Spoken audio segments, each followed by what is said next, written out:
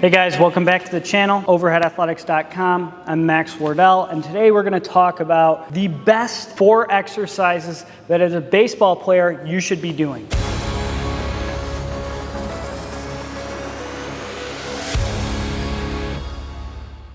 A question we get is, what are the best exercises that as a baseball player I need to be doing? And if I'm going to name 4 exercises, I want to make sure I really cover my bases of what I see as weak in the athletes that come to me injured, and what I see as weak in the athletes that come to me that are healthy but maybe plateaued in velocity and want to be able to throw faster and be more athletic. And this is a tough question because there's a lot of things that we want to do with our baseball players, and baseball being a sport that is so skill driven makes it really complex. The throwing motion is extremely complex and complicated, meaning there's a lot of moving predictable parts and there's a lot of unpredictable moving parts that you have to be able to stabilize against. So if I'm going to narrow down to the best 4 exercises, I want to encompass the most amount of muscle building, muscle strengthening specific to the weaknesses that I've seen in the athletes that I've worked with at the Overhead Athletic Institute and what we've seen as weak muscles or areas of the body in the scientific literature in our throwing athlete. With that said, we're going to cover 2 rotator cuff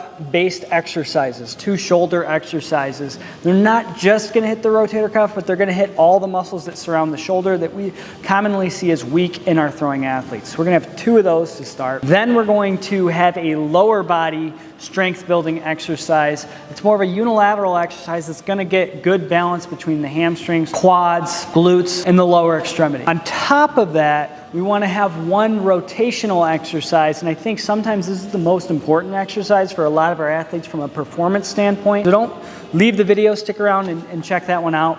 It's a little different than what a lot of our other athletes are doing out there, what a lot of training facilities are doing. So I want to make sure you guys are able to view that one. These 4 exercises could make up the staple of a program. Now, I'm big on variability, and I would never have an athlete do just 4 exercises for any extended period of time. I think it's important that we have variability, especially for our athletes that encounter quite a bit of variability in their sport, and that is baseball. The field conditions are different. There's runners running in different ways. I have to adjust to online demands where one guy's running this way, somebody's yelling for the ball over here, my cutoff guy's not in the same point. If I'm throwing from the outfield, my catcher's not in the same position. I'm throwing different pitches. All of these things change from play to play, from game to game. We want to be able to adjust to those things. So variability is very important. But what exercises are going to give me the biggest bang for my buck as a baseball player to increase my throwing velocity and my performance on the field? That's what we're going to cover here. The first one of these exercises is the 90-90 side lying external rotation. Now I realize these exercises are not exercises that you always want to do on the field, lay on the dirt, lay in the mud, or the wet grass. These are things that you could do in the weight room to get yourself better so that when you get on the field, you can perform at a higher level. 90-90 external rotation. You want to make sure you're rolled slightly towards the floor. Your left hand as a right-handed thrower holds up your right arm. Your shoulder is at 90 degrees perfectly out to the side, and your elbow is perfectly at 90 degrees. Where we are for most of us when we throw, but that also makes us work the hardest against gravity when we complete the exercise. You want to have a nice cadence, slow pace, make sure you're accessing your full range of motion. At the same time, you're going to be pushing your elbow out and reaching with your arm as you do the exercise. You're going to want to start pretty light so you can maximize your range of motion and progress your weight as you get stronger. The next exercise, this is an exercise that's going to require you operate from a PT table, weight room bench, a countertop, or even a couch if you're doing a home workout. Something with a little bit of elevation so that your arm can come around your body. We call this the deceleration row. The deceleration row is going to train your deceleration pattern, reaching all the way around your body as you come across. Far too often I see people come straight down to the ground. This is an exercise that wants to follow your deceleration pattern, which is exactly what happens after you release the ball. These are your 2 rotator cuff exercises that if you load them properly and do the proper sets and reps, and what I'm recommending here is if you're just going to do these 2 exercises, probably 5 sets of each for approximately 8 to 12 repetitions. Progress your repetitions to a higher number each training session. Once you get to about 15, you need to increase your weight by about 1 pound. Once you've done that, once again, increase your reps.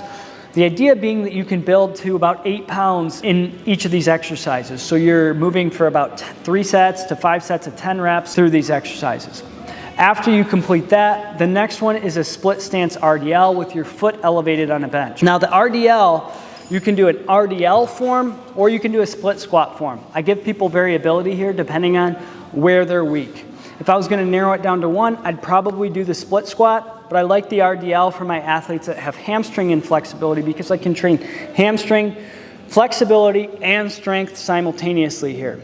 When you do the RDL variation, you don't get as much of the quadricep activation compared to the split squat where you bend the knee to a greater extent. This is a great exercise, but I always recommend people go down to a pad or something they can touch their knee on to make sure they maximize their range of motion and don't lose any depth on the exercise and any amount of strength building potential.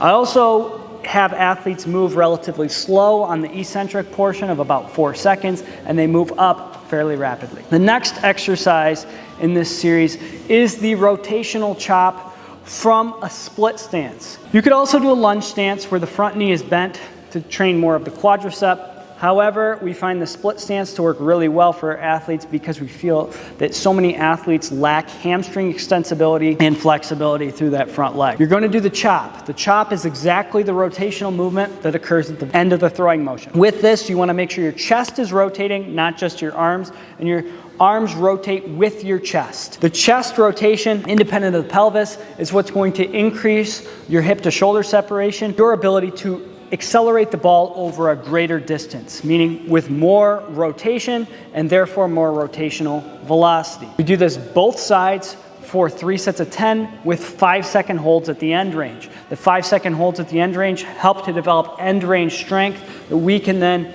utilize in the throwing motion to produce greater velocities and accelerate the ball at a greater rate. These are your 4 exercises. I think technically the one that requires the most focus and proficiency is the 4th exercise. I see a lot of athletes doing it with just their arms, not rotating their chest or letting their pelvis compensate. You want to make sure your pelvis stays still, you're flexed forward so you get a good stretch in the hamstring, and then you rotate to your fullest extent. If you guys like this video, hit the thumbs up, subscribe to the channel, and we will see you guys in the next one.